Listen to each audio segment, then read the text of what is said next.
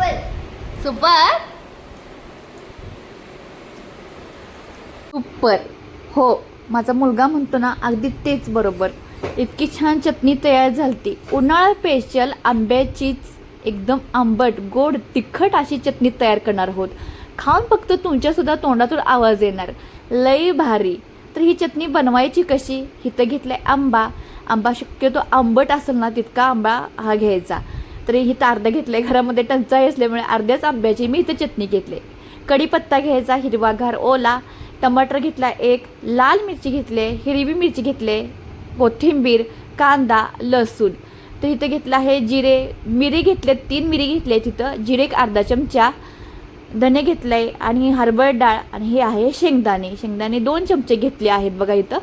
तर हे साहित्य झाले आणि नंतर आपण चवीपुरतं मीठ आणि बाकीचे मसाले मी ॲड करताना नंतर दाखवते. तर काय करायचं, आंबा आहे तो आपण पॅनमध्ये घालून घेऊया अगोदर. तर आंब्याचा वापर तुमच्या आवडीनुसार करू शकता, कमी जास्त. तर आमच्या घरामध्ये जितका अवेलेबल आहे तितका इथं मी आंब्याचा वापर केला आहे. तर त्यामध्ये पॅनमध्ये गॅस चालू करून आंबा, कांदा, लाल मिरची वाळली, हिरवी मिरची, कढीपत्ता, कोथिंबीर, टमाटर हे सर्व साहित्य घातलं आहे आणि थोडंसं त्यावरून तेल घालायचं.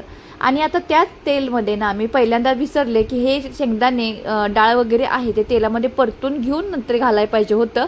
तसं न करता मी बाजूला जरा असं ॲडजस्ट करून तेल घेतलं आहे आणि तेल घेतल्यानंतर ते सगळे मसाले आहेत ते छान असे परतून घेतले आहेत बघा.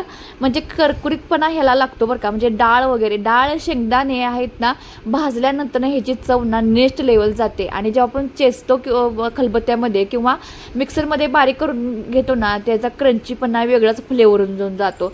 त्यामुळे ही डाळ, हरभरा डाळ आणि शेंगदाणे ना घालायला अजिबात विसरू नका, त्यामुळे छान चव येते. सर्व साहित्य आपण वापरून घेतलं हे 5 मिनटं. तर ही चटणी करण्यासाठी 15 मिनटं लागतात बरं का. तर अगदी झटपट. आणि तुम्हाला भाजी खायची नसेल, आवडती भाजी नसेल घरामध्ये किंवा आमटी भाजी करत नसेल तर हा ना चटणीचा ऑप्शन आहे ना एकदम जबरदस्त आहे. चवीला लागते छान आणि फेवरेट होऊन जाईल तुमचे. तर अगदी आपण गॅस बंद करून एक 2-3 मिनटं ना वापरून घेतलं आहे. सर्व साहित्य आपण भाजून घेतलं आहे 7-8 मिनटं. आणि हे बघा मिरच्यासुद्धा छान भाजल्या आहेत. सगळं साहित्य भाजलं की आपण साल वगैरे कशाची काढणार नाही, डायरेक्ट हे थंड ठेवायचं, थंड होण्यासाठी ठेवायचं. थंड सगळं झालं की आपण मिक्सरच्या जारमध्ये आहे सगळं साहित्य घालून घ्यायचं. थोडेफार यामध्ये मसाले ॲड करणार आहोत तर ते सुद्धा आपल्या कमी जास्त आपल्या आवडीनुसार करायचे. तर इथं टमाटर सगळं साहित्य आहे ते साल वगैरे काढून घेतले जातात, पण मला अजिबात वाटलं नाही की साल काढावं आणि त्यामुळं ना चवीसुद्धा काही फरक पडला नाही.